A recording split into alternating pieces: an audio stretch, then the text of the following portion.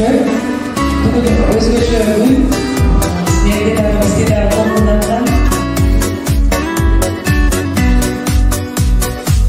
Мектепке алгач барган күнүбүз, кармашы экекиден жүрчүбүз.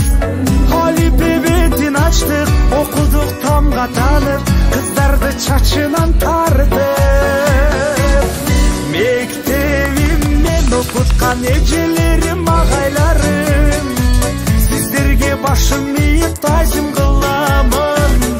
11 жыл бирге окудук, бир туугандай болуп калдык.